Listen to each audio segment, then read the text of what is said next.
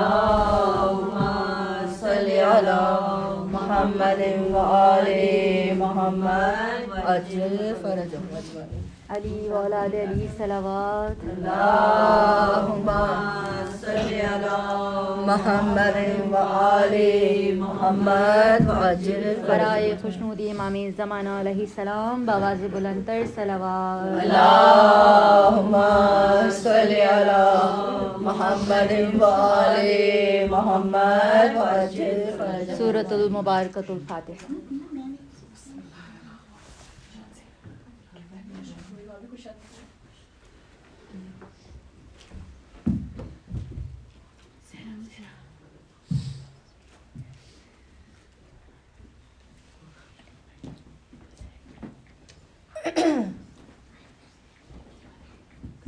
اللهم صل على محمد وآل محمد وعجل فرجهم. اعوذ باللہ من الشیطان اللعین الرجیم.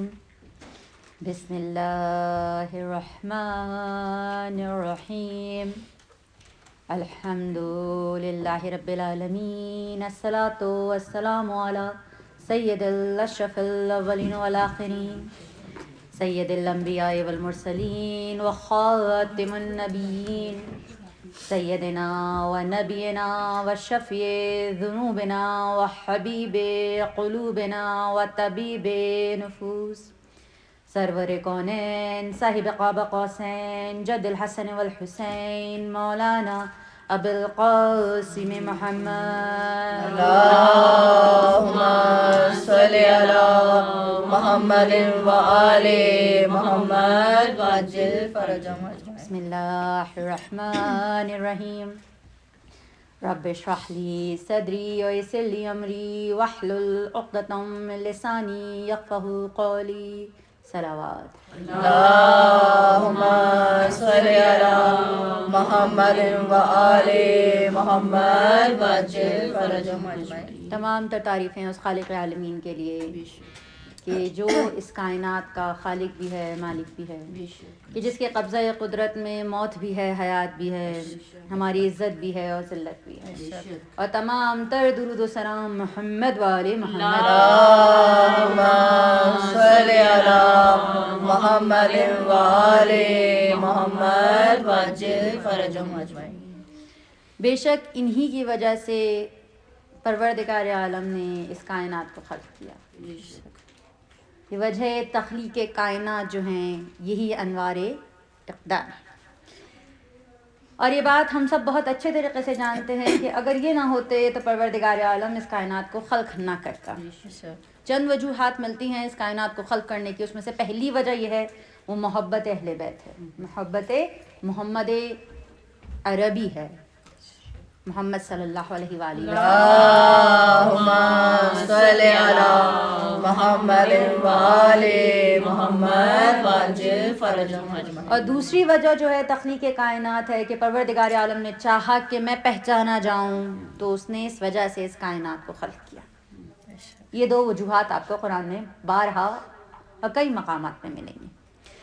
لیکن جب آپ جائزہ لیں گے ان سب چیزوں کا تو آپ کو اس بات کا اندازہ ہوگا کہ ان سب میں جتنے انبیاء بھیجے پروردگار عالم نے یا جتنے ائمہ بھیجے پروردگار عالم نے، سب میں اگر کوئی ایک ہے جو ان سب میں بازی لے گیا تو وہ حسین ابن علی ہے. امام حسین علیہ السلام کا مرتبہ اس وجہ سے زیادہ ہو گیا کیونکہ انہوں نے اس امید کو قائم رکھا. بہت آسان ہے یہ جملہ بولنا لیکن بہت ہی مشکل ترین جملہ ہے کیونکہ امید جو لفظ ہے وہ بہت ہی مشکل ہے. ہم کتنی جلدی امید چھوڑ دیتے ہیں فوراً چھوٹی چھوٹی چیزوں پر. یہ نہیں ہو سکتا، یہ تو ہو ہی نہیں سکتا، یہ تو کر ہی نہیں سکتے. ایک لمیٹنگ ڈیسیجن ہوتا ہے، لمیٹنگ بیلیوز ہوتے ہیں ہمارے کہ نہیں یہ کیسے ہو سکتا ہے. یہاں تک کہ ہم تو نارمل انسان ہیں جو انبیاء تھے.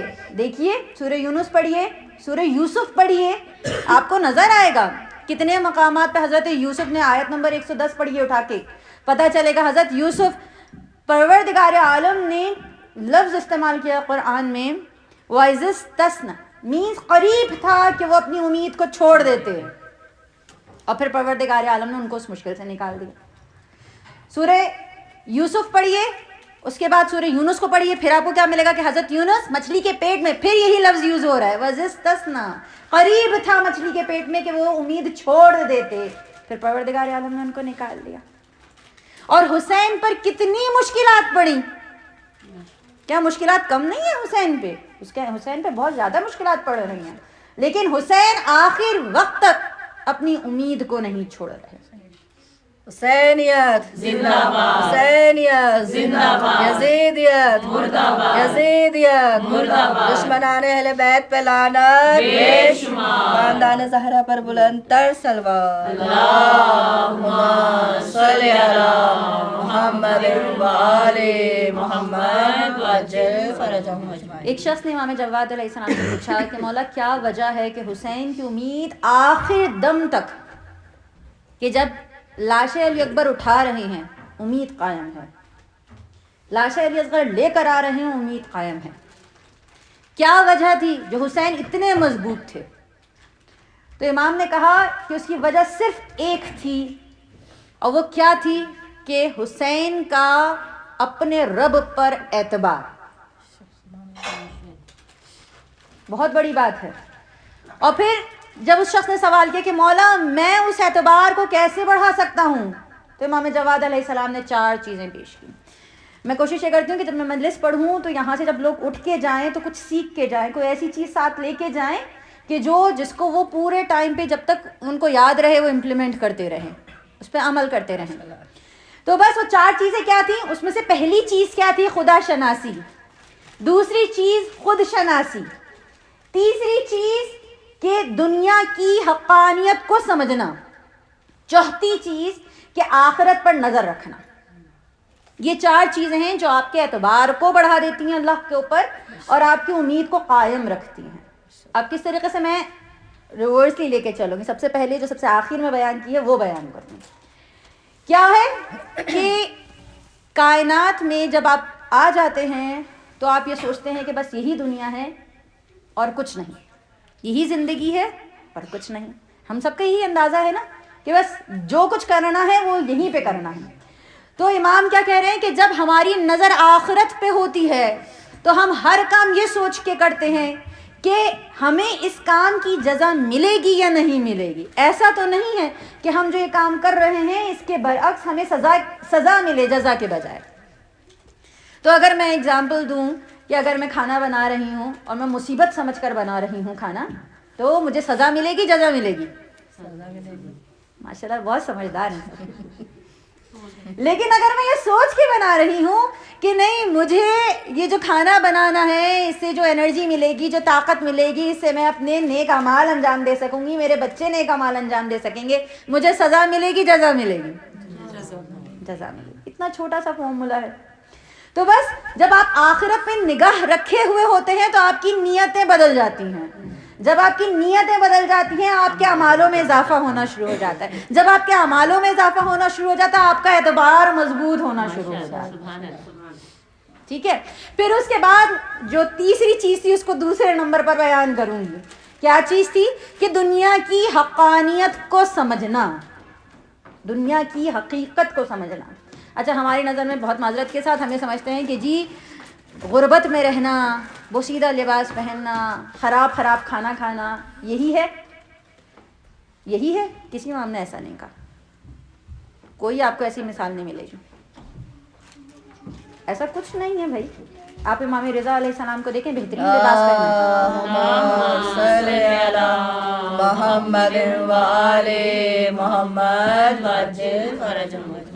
بہترین لباس پہنے ہوئے ہیں, دسترخوان پہ بہترین کھانا ہے. تو پھر کس طریقے سے ہم سمجھے کہ دنیا کی حقانیت کیا ہے, دنیا کی حقیقت کیا ہے؟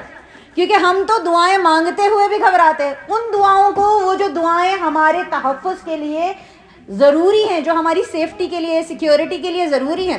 گھر ضروری ہے, سیکیورٹی کے لیے, سیفٹی کے لیے ضروری ہے. سواری ضروری ہے. لباس آپ کو سوشل سراؤنڈنگ میں اگر آپ کو رہنا ہے, اٹھنا بیٹھنا ضروری ہے. کھانا ہمارے بدن کے لیے ضروری ہے. یہ ساری چیزیں ضروری ہیں. ہم ان کے لیے دعائیں مانگتے ہوئے بھی گھبرا رہے ہوتے ہیں. ہمارے دلوں میں آ رہا ہوتا ہے بھئی ہم مانگ تو رہے ہیں دنیا, ایسا تو نہیں کہ یہ چیز غلط مانگ رہے ہوں. کوئی غلط نہیں مانگ رہے. تو پھر دنیا کی حقانیت کو کیسے سمجھیں؟ تو ایک جملہ ہے امام متقیان امام علی علیہ السلام کا، اللہم صلی علی محمد وآل محمد وعجل فرجہم. میرے مولا ارشاد فرماتے ہیں کہ الناس حبیب الدنیا، کہ لوگوں نے دنیا کو اپنا آقا سمجھ رہے ہیں، خود کو اس کا غلام سمجھ رہے ہیں، اور اتنا غلام سمجھ رہے ہیں کہ اگر وہ چیزیں نہ ملیں تو ہم یہ سمجھتے ہیں کہ ہم کچھ کر نہیں سکتے، ہم بالکل بے بس ہو گئے ہیں. یہاں تک کہ اگر ہم یہ سوچتے ہیں کہ جی آج تھوڑے سے کم ہیں پیسے، تو ہمارے ذہنوں میں آنے لگتا ہے کہ نہیں اب کیا ہوگا، کیسے ہوگا، یہ سوچے بغیر، اس توکل کے بغیر کہ وہ رب ہے موجود، وہ برکت دے گا ہی نہیں پیسوں میں، ان سب چیزوں کو سوچے بغیر ہم پریشان ہونا شروع ہو جاتے ہیں. کیوں؟ کیونکہ ہمارے اعتبار میں ابھی بھی کمی ہے، ہماری امیدیں ابھی تک اس منزل پر پہنچی نہیں ہیں. تو ایک شخص آیا رسول اکرم کے پاس اور آ کے کہنے لگا کہ یا رسول اللہ بہت تنگی ہے، بہت پریشانیاں ہیں. تو رسول اکرم نے کہا، آپ لوگوں کی اس وجہ سے بتا رہی ہوں تاکہ ہو سکتا ہے کوئی اس پہ عمل کرے اور مجھے بھی ثواب ملے اس کے بعد. تو رسول اکرم نے کہا کہ باوضو رہا کرو، کیونکہ جو شخص باوضو رہتا ہے اس کو کبھی بھی رزق کی تنگی نہیں ہوتی. تو کہنے ہیں کہ اور حدیث قدسی ہے، اور حدیث قدسی بہت ہی مشہور ہے، شاید آپ لوگوں نے سنی ہوئی بھی ہو، کہ اللہ یہ کہہ رہا ہے بندے سے، آپ نے لفظ سنا ہوگا جفا اور وفا، بہت مشہور ہے یہ حدیث قدسی، کہ پروردگار عالم یہ کہہ رہا ہے کہ جس کا وضو ختم ہو گیا اور اس نے دوبارہ سے وضو نہیں کیا تو اس نے میرے ساتھ جفا کی، لیکن اگر اس نے وضو کر لیا تو اس نے اعلان وفا کیا. اور پھر وضو کرنے کے بعد اگر اس نے 2 رکعت شکرانے کی نماز پڑھی تو اس نے میرے ساتھ وفا کی، اگر نہ پڑھی تو جفا کی. شکرانے کی نماز سب کو پتہ ہے کیسے پڑھتے ہیں، ضروری نہیں ہے کہ اس کے لیے قبلے کی ڈائریکشن ہو، سجدہ گاہ ہو، آپ چلتے پھرتے بھی پڑھ سکتے ہیں، ٹھیک ہے. اور پھر اس کے بعد اللہ یہ کہہ رہا ہے کہ اگر اس نے شکرانے کی نماز پڑھنے کے بعد بھی مجھ سے دعا نہیں مانگی تو اس نے جفا کی، اور اگر اس نے مجھ سے دعا مانگی اور میں نے دعا پوری نہیں کی تو میں نے جفا کی. نعرہ تکبیر، اللہ اکبر، نعرہ رسالت، یا رسول اللہ، نعرہ حیدری، حیدری، جودی امام زمانہ بلند تر سلوات، اللہم صلی علی محمد وآل محمد وعجل فرجہم. اور ہم سب یہ بات جانتے ہیں کہ ہمارے رب العزت جفا کار ہے، کسی پہ ظلم نہیں کرتا، بس دیری ہم کر دیتے ہیں، پیچھے ہم رہ جاتے ہیں. ایک شخص نے مولانا صاحب سے پوچھا کہ مولانا صاحب میں 7 سال سے نمازیں پڑھ رہا ہوں، 7 سال سے باوضو ہوں، لیکن ابھی بھی میرا نفس جو ہے وہ مجھے جب میرا وضو ختم ہو جاتا ہے تو مجھے ملامت کرتا ہے. 7 سال جو ایک بندہ ایک ہی چیز پریکٹس کرے، سیم چیز ہر وقت باوضو رہتا ہے، اس کے باوجود بھی 7 سال بعد بھی اس کا نفس جو ہے وہ اسے روک رہا ہے. اسی کو لے کر میں تیسرے پوائنٹ پہ آؤں گی جو میرا دوسرا پوائنٹ تھا پہلے کی لسٹ میں، کہ خود کو سمجھنا، خود شناسی. اب خود شناسی کیا ہے؟ ہم کتنا جانتے ہیں خود کو؟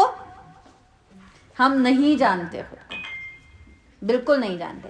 ہم اتنا ہی جانتے ہیں جتنا ہمیں ہمارے دوستوں نے، ہمارے رشتہ داروں نے، ہمارے احباب میں، ہمارے شوہروں نے، ہمارے ماں باپ نے ہمیں بتایا ہے. اتنا ہی جانتے ہیں. بہت زیادہ ہمیں ہمارے آئینے نے، شیشے نے جو کچھ بتایا ہے ہم اتنا ہی جانتے ہیں خود کو، بس. اس سے زیادہ کتنا جانتے ہیں؟ اچھا، ہم کس طریقے سے خود کو جانیں گے؟ کس طریقے سے خود کو جانیں گے؟ جب ہم اپنے چینلز کو کھول لیں گے، اپنے جو اعصاب ہیں ان کو روشن کر لیں گے. کس طریقے سے؟ دیکھیں بہت آسان، جب ہم اپنے آپ کو کھول لیتے ہیں، اپنے دلوں کو کھول لیتے ہیں تو ہر چیز کو سمجھنے کی طاقت آ جاتی ہے. ایک جو چھوٹی سی آیت ہے نا وہ بھی سمجھ میں آنے لگتی ہے. پہلے پورا قرآن بھی پڑھ لیتے تھے تو سمجھ میں نہیں آتا تھا، اب وہ چھوٹی چھوٹی باریکیاں سمجھ میں آنے لگتی ہیں. اب وہ یہ دیکھیے، اگر حضرت موسیٰ کی والدہ نے اپنے ان چینلز کو نہ کھولا ہوتا، کوئی فرشتہ تو نہیں آیا تھا نا کہنے کے لیے حضرت موسیٰ کی والدہ سے کہ اپنے بچے کو فیڈ کراؤ، پھر اس کے بعد پانی میں ڈال دو، ٹوکری میں ڈال کے. کوئی نہیں آیا تھا. انہوں نے سنی اللہ کی بات، کس طرح سنی انہوں نے اللہ کی بات جبکہ کوئی فرشتہ نہیں ہے. ان کے کان میں آواز آئی. کس کی آواز آئی؟ اللہ تعالیٰ کی آواز آئی.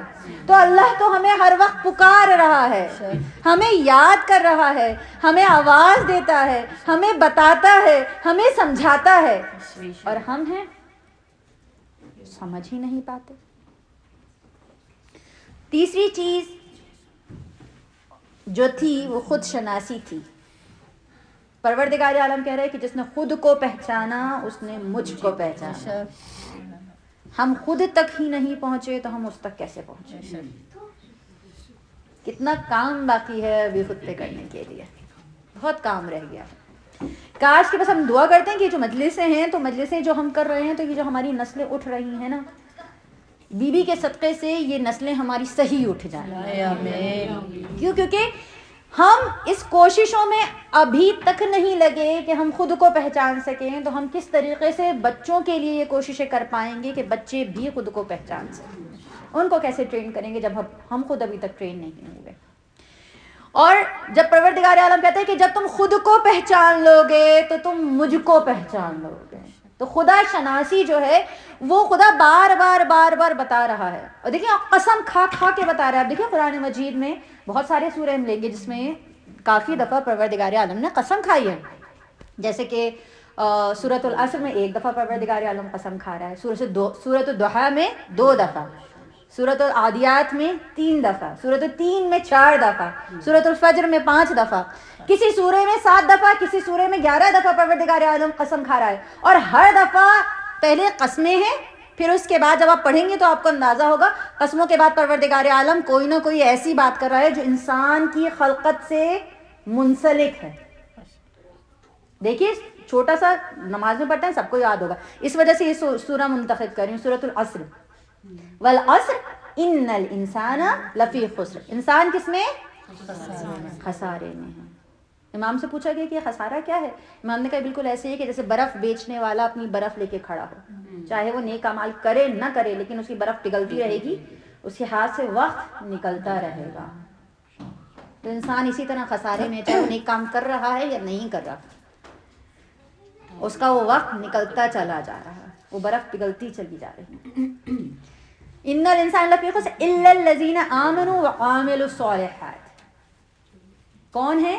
جو عمل صالح کرتے ہیں. عمل صالح نماز نہیں ہے, روزہ نہیں ہے, حج نہیں ہے, زکوٰۃ نہیں ہے, کچھ نہیں ہے. عمل صالح کیا ہے؟ جو آپ دوسروں کے ساتھ آپ کا بیہیویئر ہے وہ ہے عمل صالح. اگر آپ کا بیہیویئر اچھا ہے دوسروں کے ساتھ تو عمل صالح آپ کے بڑھتے چلے جا رہے ہیں, اور اگر نہیں ہے تو وہ گھٹتے چلے جا رہے ہیں. اسی پہ جج کیا جا رہا ہے آپ کو. ہم کیا سمجھتے ہیں کہ جی نمازوں پہ ہمیں جج کیا جائے گا؟ نہیں, وہ تو ضروری تھی, وہ تو کمپلسری تھی, وہ تو واجب تھی, وہ تو کرنی ہی تھی. ان پہ جج کیا جائے گا آپ کو. اور وتواصوا بالحق وتواصوا بالصبر. اور حق کیا ہے؟ جو حق کی تلقین کرتے ہیں, یہی ہے نا ٹرانسلیشن, جو حق کی تلقین کرتے ہیں اور صبر کی تلقین کرتے ہیں. تو حق کی تلقین کون کرتا ہے؟ جو خود حق پہ ہو. اور حق کیا ہے؟ جب امام علیہ السلام سے چھٹے امام جعفر صادق علیہ السلام, اللہم صلی علی محمد و آل محمد وعجل فرجہم اجمعین, جب ان سے پوچھا گیا کہ حق کیا ہے تو انہوں نے مسکرا کر کہا کہ حق علی ہے. بے شک حق علی کے ساتھ, علی حق کے ساتھ. نعرہ حیدری, نعرہ حیدری, یا علی یا علی یا علی مدد حق ہے. خاندان زہرا پر بلند تر سلوات. اللہم صلی علی محمد و آل محمد وعجل فرجہم اجمعین. تو حق جب پہچان لیں گے تبھی سمجھ میں آئے گا کہ حق کی تلقین کیسے کرنی ہے. جب تک حق کو ہی نہیں پہچانیں گے تب تک یہ سمجھ میں کیسے آئے گا کہ حق کی تلقین کیسے کرنی ہے, حق کی طرف کیسے بلانا ہے. ابھی میں تفسیر پڑھ رہی تھی سورۃ الفجر کی. اب کتاب کا نام ہے ارشاد القلوب, حیات القلوب نہیں, ارشاد القلوب. رائٹر ہیں حسن ابن حسن دہلوی, جنہوں نے 8ویں صدی میں یہ کتاب لکھی تھی. 21ویں صدی چل رہی ہے, وہ پڑھ رہی تھی. تو اس میں تفسیر سورۃ الفجر پڑھ رہی تھی. سورہ فجر بھی بہت آسان ہے, میرے خیال میں سب کو یاد ہی ہوگی, والفجر. تو اس میں انہوں نے لکھا کہ والفجر مینز ہمارے وقت کے امام. اللہم صلی علی محمد وآل محمد وعجل فرجهم. پروردگار عالم قسم کھا رہا ہے, دیکھیے قسمیں ہیں یہ, والفجر وقت کے امام کی قسم, ولیال عشر اور 10 راتوں کی قسم. تو انہوں نے کہا تفسیر میں لکھا ہے جو 10 راتیں ہیں یہ امام حسن سے لے کر امام حسن تک کی ہیں, امام حسن مجتبیٰ سے لے کر امام حسن عسکری تک کی ہیں. اللہم صلی علی محمد وآل محمد وعجل فرجهم. والشفع والوتر, اور 2 کی قسم اور 1 کی قسم. تو وہ تفسیر میں لکھ رہے ہیں کہ جو 2 ہیں بی بی فاطمہ الزہرا اور علی مرتضیٰ, اور یہ جو 1 ہے یہ رسول خدا ہے. اللہم صلی علی محمد وآل محمد وعجل فرجهم. اور لاسٹ اس کی واللیل اذا یسر, اور یہ جو رات گزر رہی ہے اس کی قسم. یہ کیا رات گزر رہی ہے؟ یہ جو زمانہ ہے جب ہمارے وقت کے امام غیبت میں ہیں, یہ جو اندھیرا ہے, یہ جو رات گزر رہی ہے, یہ جو ٹائم گزر رہا ہے, اس کی قسم. تو دیکھیے پروردگار عالم ہر قسم کے بعد بہت ہی امپورٹنٹ چیز بتاتا ہے, ورنہ پروردگار عالم قسم نہ کھاتا. وہ بتا رہا ہے کس لیے؟ اس لیے تاکہ انسان خود کو سمجھ سکے, اور جب وہ خود کو سمجھ جائے گا تو وہ اپنے رب کو سمجھ جائے گا.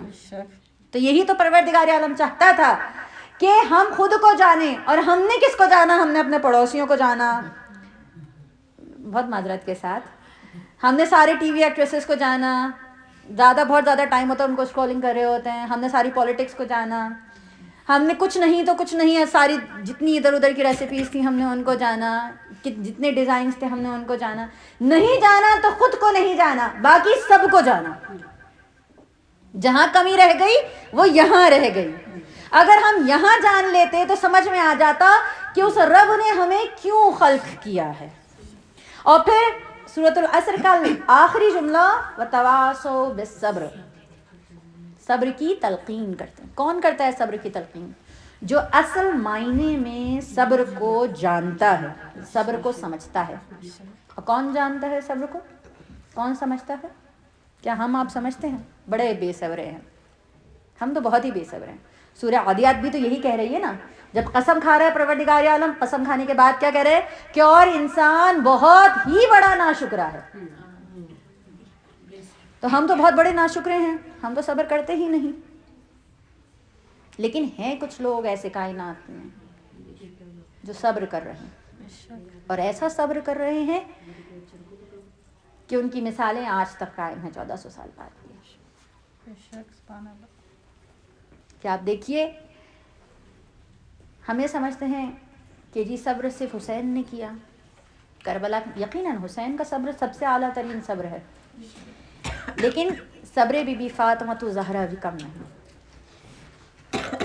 آج یہ جو چھوٹی سی مجلس رکھی گئی ہے, یہ جو منتی مجلس رکھی گئی ہے, اس میں مجھے تاکید کی گئی ہے کہ میں حضرت عباس, حضرت عنو محمد اور حضرت علی اکبر کا تذکرہ کروں. بہت مشکل ہے اتنے سے وقت میں تینوں کا تذکرہ کرنا. پوری کوشش کروں گی کہ یہ جو نوکری دی گئی ہے مولا کی طرف سے اس کو پورے طریقے سے نبھا سکیں. ہم نے بارہا سنا ہے یہ جملہ کہ کربلا پوری پال کے دی ہے زینب نے, سنا ہے نا, زینب کے ہاتھوں کی تھی یہ کربلا. 18 سال کی ہے زینب, جب عباس پیدا ہوئے نا, گود میں آئے, عباس کو گود میں لے کر کہا کہ اے بھیا عباس, میری ماں زہرا نے تمہیں سلام کہا. اگر یہ کہوں تو یہ آج کی جو مجلس ہے نا, یہ زینب کے مان کی مجلس ہے. زینب کا مان کون؟ حضرت عباس. زینب کا مان کون؟ علی اکبر. اور ایک ماں کا مان تو اس کے بچے ہوتے ہی ہیں, تو زینب کا مان کون؟ عنو محمد. ذرا تصور کیجئے گا بیویوں کہ جو بیوی اپنے بھائی سے اتنی محبت کرتی ہو, اپنے بھائی کے بیٹے سے اتنی محبت کرتی ہو, وہ بیوی اپنے بچوں سے کتنی محبت کرتی ہوگی. तारिख में लिखा है कि एक शख्स जो है वो हजरत अब्बास के रोज़े पे गया और उसको खुशकिस्मत था कि उसको नीचे जाने का, शराब में जाने की इजाज़त मिल गई। थोड़ा सा पानी उसने हजरत अब्बास की कब्र से उठाया, हर कोई कहने लगा कि हमें थोड़ा सा दे दो, हमें थोड़ा सा दे दो, क्या तुम अपने बच्चों के पास लेके जाओगे? तो उसने कहा नहीं, मैं अपने बच्चों के पास नहीं लेके जाऊंगा, मैं इस पानी को शाम लेके जाऊंगा और मैं बीबी सकीना के रोजे पे ले जाकर उनसे कहूंगा शहजादी आपके चचा ने वादा किया था कि पानी लेकर आएंगे, शहजादी मैं पानी ले आया।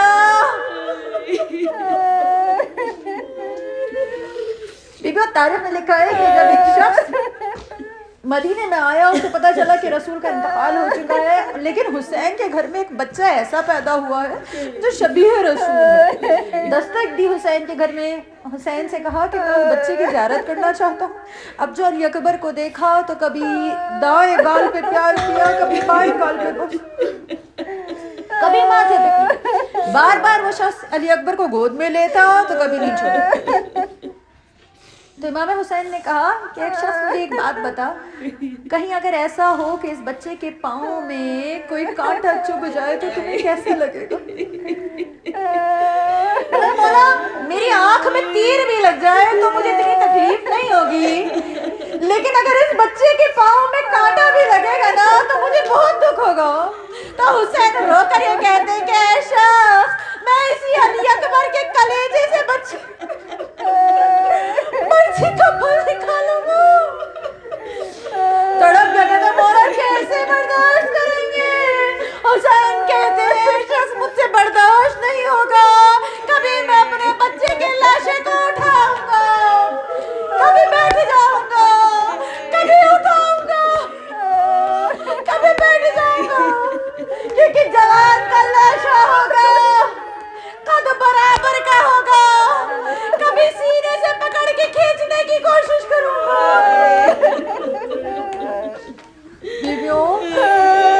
बीबी सैयदा आपके पुरसे को कबूल करे, हम सब रो लिए, हम अली अकबर को भी रो लिए, अब उनपे रोने की बारी आई है जिनको उनकी माँ भी ना रोई। ये किताब ने अपना नजरिया दिया और उस पर उन्होंने कहा कि ज़ैनब क्यों नहीं रोई आन मोहम्मद पे।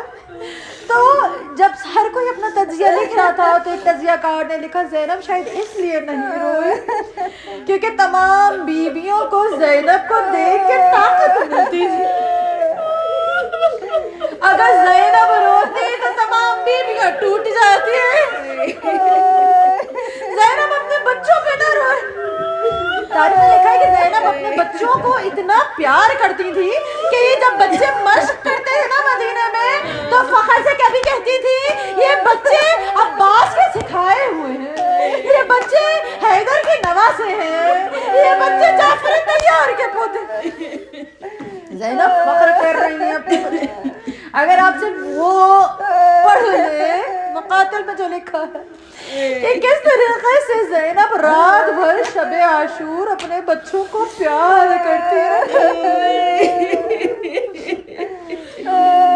बच्चों के बालों में हाथों को फेरती रही, प्यार करती रही। ऐ बच्चों कल माँ को शर्मिंदा न होने देना, बच्चों हैदर कर्रार के नवासे हो, जाफर तैयार के पोते हो। मुझे पूरा यकीन है कि तुम नहरे फुरात पे पहुंच जाओगे। बच्चों अगर पहुंच जाओ, अगर कब्जा कर लो तो पानी नहीं पीना, बस इतना याद रखना कि मामू के बच्चे प्यासे हैं। नुसरत इमाम के लिए पहुंचना। बच्चों तुम्हारे बाबा ने कहा था कि अगर कभी कोई ऐसा वक्त आए तो जंग में अली अकबर से पहले आना मोहम्मद का रवाना करना, क्योंकि सबको यकीन है ये जो दो छोटे छोटे बच्चे हैं ना जब मैदान में जाएंगे तमाम लश्कर को ज़ेर कर देंगे। जो तारीख ने लिखा है कि जब सुबह आशूर हुई है ना और ये बच्चे घोड़ों पर सवार हुए, जरा से आगे गए, जरा से दूर गए, तो छोटा भाई, छोटे बच्चे हैं, छोटा भाई बड़े भाई से कहते हैं कि भाई कभी ऐसा हो कि हम लड़ते लड़ते अलग हो जाएं, तो कभी तुम थोड़ी देर के लिए घोड़े पे ऊंचे हो जाना, मैं तुम्हें देख लूंगा, मुझे इत्मीनान हो गई, कभी मैं थोड़ा सा ऊपर हो जाऊंगा तो मुझे देख लेना, मुझे इत्मीनान हो जाएगा। बीबियों, अगर हजरत अब्बास के अलावा कोई पहुंचा है फराक में तो ये दो नन्हे नन्हे बच्चे थे।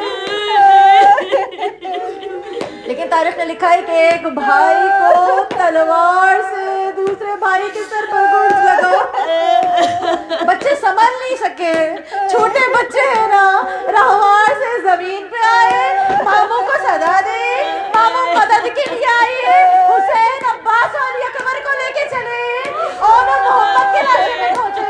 तारीख ने लिखा है कि एक भाई का दम निकल चुका है, एक भाई के अंदर अभी थोड़ा सा दम बाकी है। भाई कहता है मामू अम्मा को बताइएगा हमने पानी नहीं पिया। बच्चों के लाशों को हुसैन लेकर आए हैं, सब आ गए, ज़ैनब नहीं आई।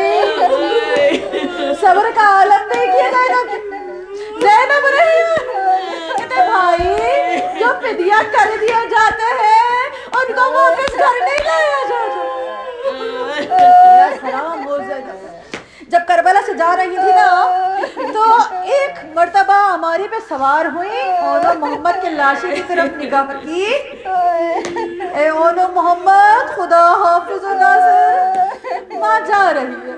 उसके बाद ज़ैनब नहीं रोई, ज़ैनब करबला से कूफा गई, ज़ैनब नहीं रोई, कूफे से शाम गई, ज़ैनब नहीं रोई, शाम में रिहाई मिली, ज़ैनब नहीं रोई, दो बच्चों के सर आए, औरतों ने पूछा क्या इनकी माँ जल के मर गई है, ज़ैनब नहीं रोई, वापस आई करबला, ज़ैनब नहीं रोई। दो नन्हे नन्हे बच्चों की आवाज है, अम्मा बाबा को हमारा सलाम कहिएगा, हमारे दोस्तों से कहिएगा जब भी ठंडा पानी पिए हमारी प्यास को याद रखें। ज़ैनब नहीं रोई, वापस आए मदीने में, रोज़े रसूल पे आई, ज़ैनब नहीं रोई, माँ के रोज़े पे आई, ज़ैनब नहीं रोई, हसन के रोज़े पे गई, ज़ैनब नहीं, लेकिन अब जो ज़ैनब अपने घर गई है, दो नन्हे नन्हे